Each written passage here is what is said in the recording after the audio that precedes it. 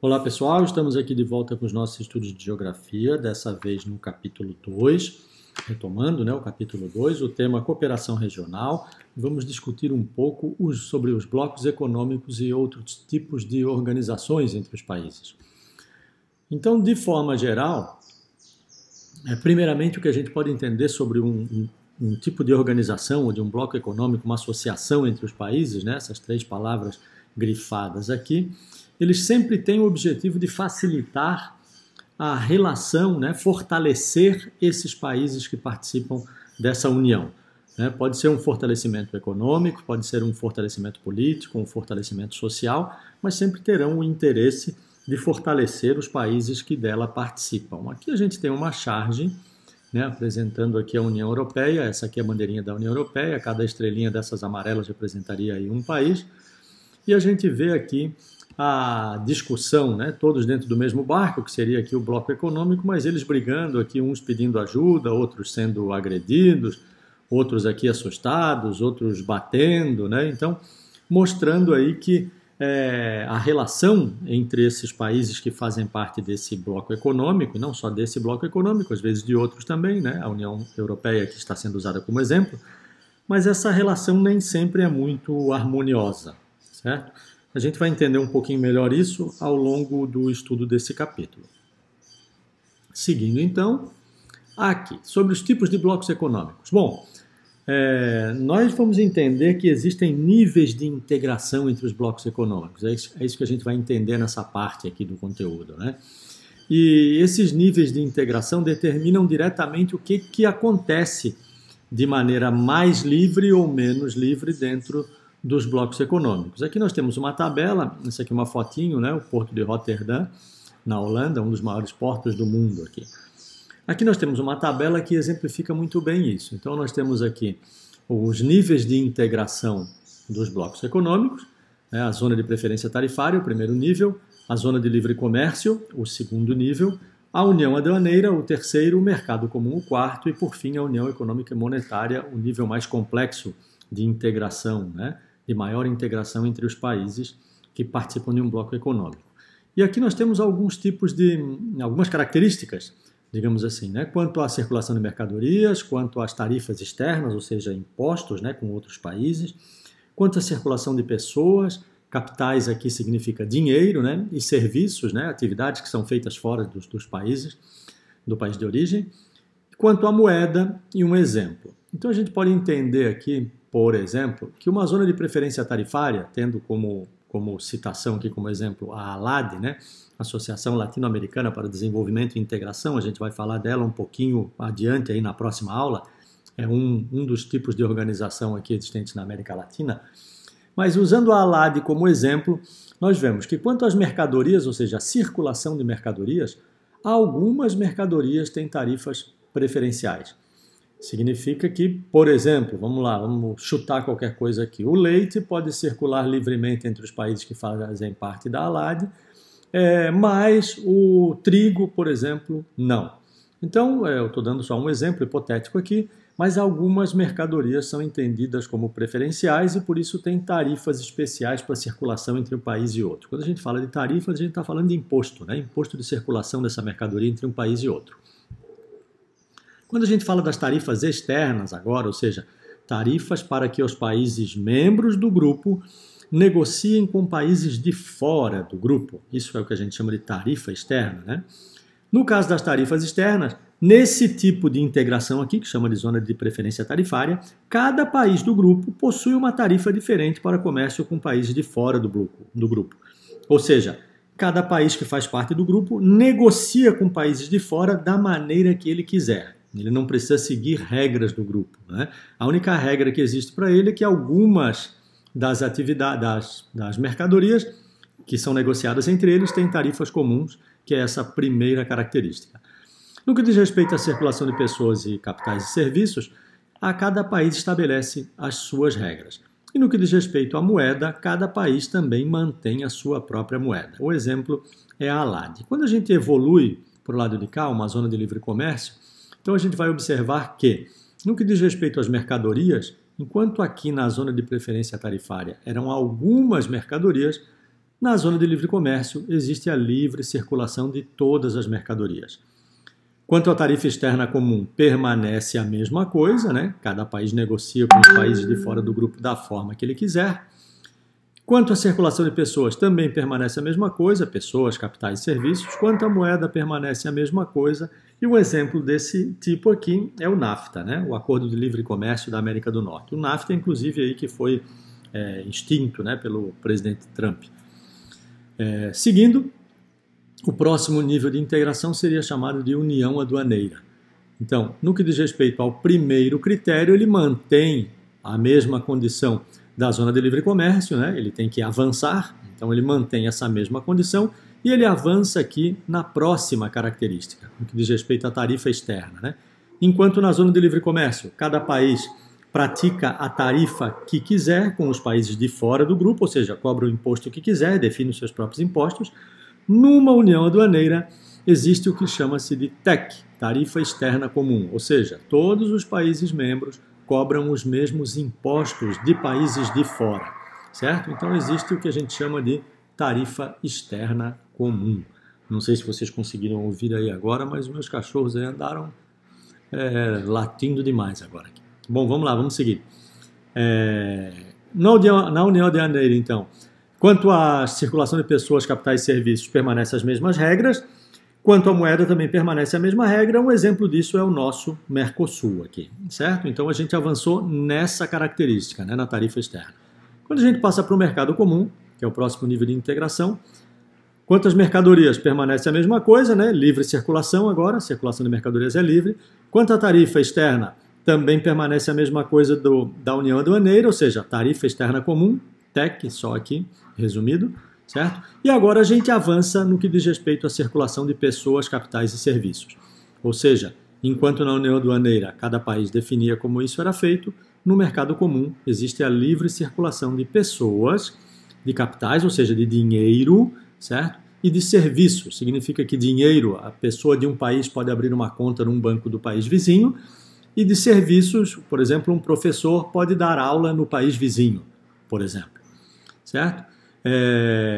No que diz respeito à moeda, cada país continua definindo a sua moeda e um exemplo disso nesse momento não existe, né? O Mercosul é que se propõe a ser um mercado comum, o nome é Mercado Comum do Sul, né? A tradução aqui, mas na verdade o Mercosul ainda não alcançou esse nível de integração.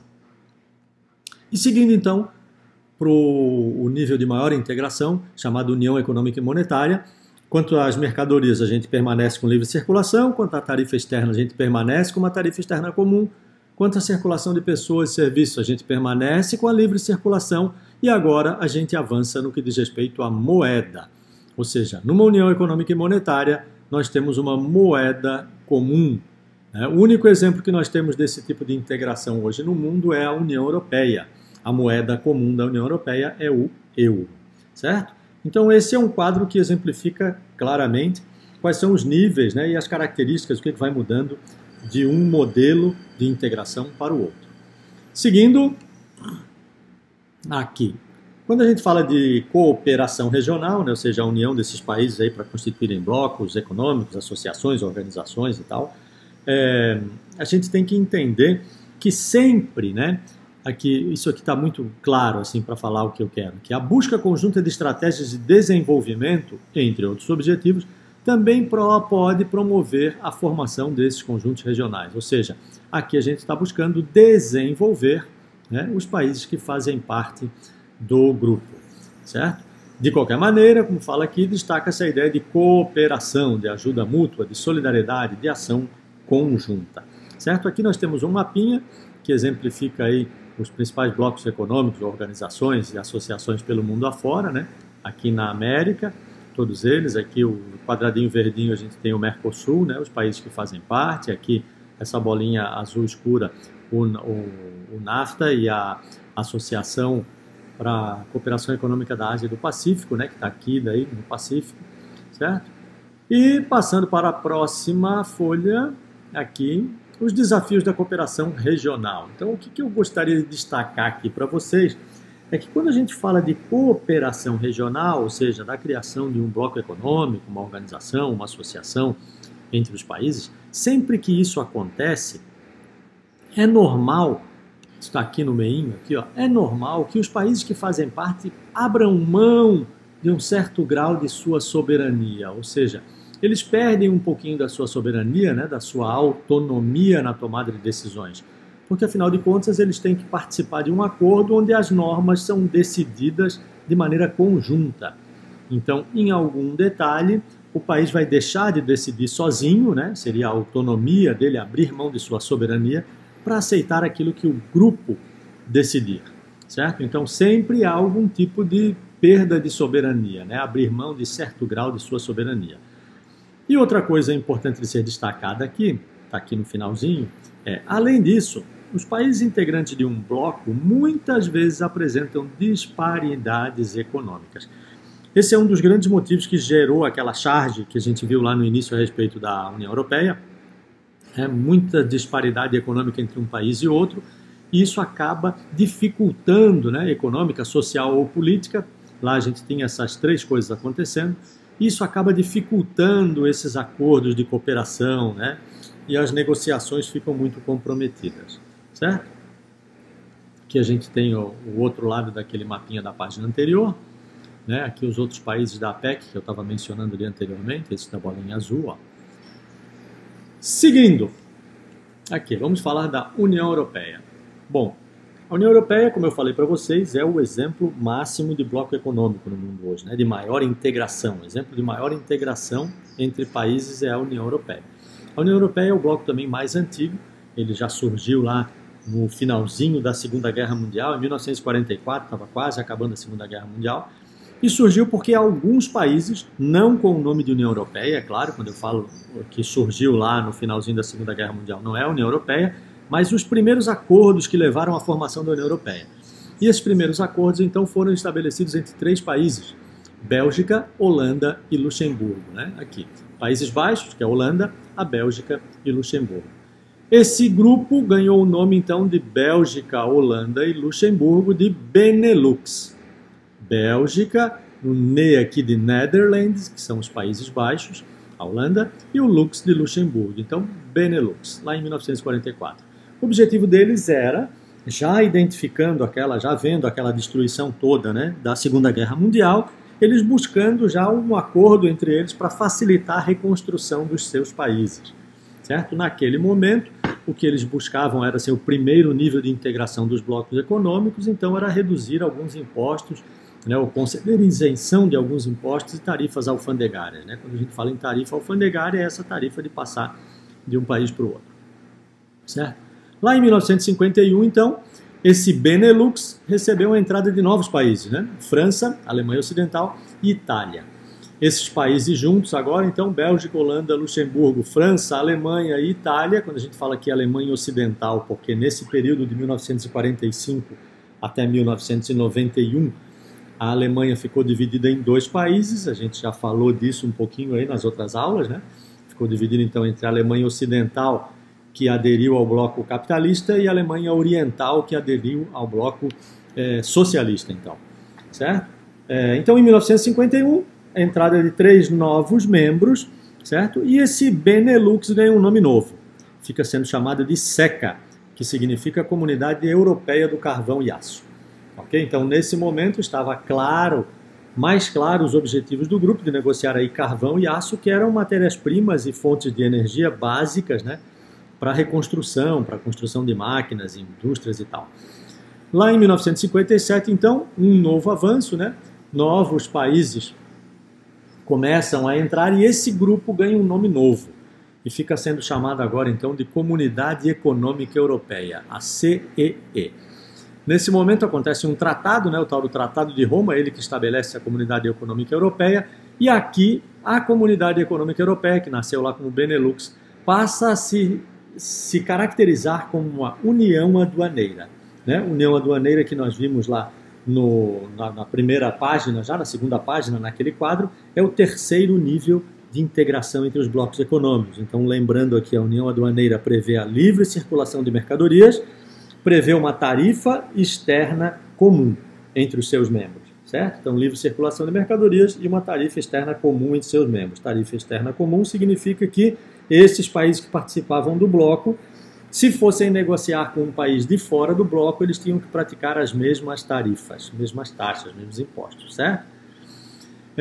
Bom, isso evoluiu, né? E lá em 1986, então já com mais países participando, um novo acordo, certo? Estabeleceu agora, o chamado Tratado de Roma, esse novo acordo, estabeleceu agora que a gente teria um novo avanço aqui. E nesse momento, a nascente União Europeia, né, ainda não tinha o nome de União Europeia, e sim de Comunidade Econômica Europeia, essa Comunidade Econômica Europeia passou a se caracterizar como um mercado comum. Então, o mercado comum ela avançou um pouquinho mais, né, e além daquilo que a gente listou anteriormente, ou seja, além da livre circulação de mercadorias e da tarifa externa comum, agora a Comunidade Econômica Europeia também mantinha a livre circulação de pessoas, dinheiro, capitais e serviços, certo? Então já teve um avanço grande aqui em 1986. Avançando mais um pouquinho, lá em 1992, através do chamado Tratado de Maastricht, a Comunidade Econômica Europeia, então, se transforma em União Econômica e Monetária, ou seja, o passo mais elevado, né, o nível mais elevado de integração econômica, social, política entre os países. Nesse momento, então, tudo aquilo que tinha anteriormente foi mantido, mas criou-se agora uma moeda única, né, chamada de euro. Vocês já devem ter ouvido falar bastante do euro, a moeda da União Europeia, e um banco central comum, né, um banco central europeu, para gerenciar essa questão econômica em todos os países que faziam parte ou que fazem parte da União Europeia. Bom, o que teve de novidade de lá para cá é que em 2016 lá o Reino Unido, né, que foi um dos países que participavam da União Europeia até então, né, o Reino Unido pediu para sair da União Europeia.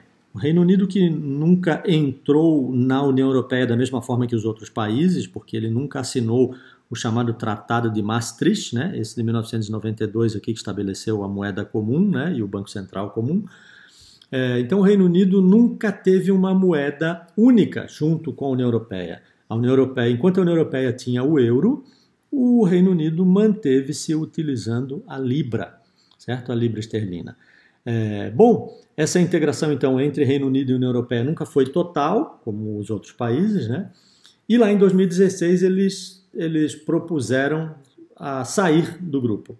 Essa negociação durou bastante tempo, era para ter sido encerrada em 2019, mas foi concluída agora no início de 2020, né? O início desse ano. Se falou bastante do Brexit, foi o nome que foi dado a esse processo de saída do Reino Unido da União Europeia, né? Brexit, que significava o Brexit de Grã-Bretanha aqui, né? E o exit, né? Então o Brexit, exit, a saída da Grã-Bretanha da União Europeia, isso foi concretizado agora no início de 2020. Bom, por que o Reino Unido queria sair da União Europeia, né? Por que esse Brexit, né? Aqui a gente tem um quadrinho aqui que mostra a evolução, né? O avanço desde lá da Comunidade Econômica Europeia, depois da União Europeia, a saída, então, do Reino Unido. Mas por que o Brexit, né? Por que o Reino Unido queria sair da União Europeia? Na verdade, entende-se que parte da população não via vantagens, né? A parte mais pobre da população não via vantagens em participar da União Europeia.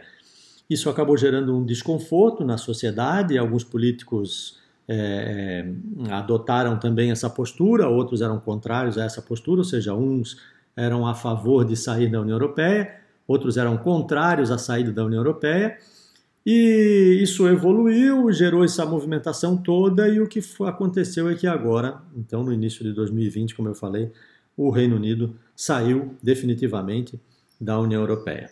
Bom, pessoal, por hoje é isso. No próximo encontro nós começaremos a falar desses blocos econômicos e organismos internacionais e tal, mas aqui só no continente americano, né? Ou seja, não falaremos mais da União Europeia e nem falaremos muito aí da estrutura dos blocos econômicos ou dos organismos internacionais, aí das associações e esses grupos de países.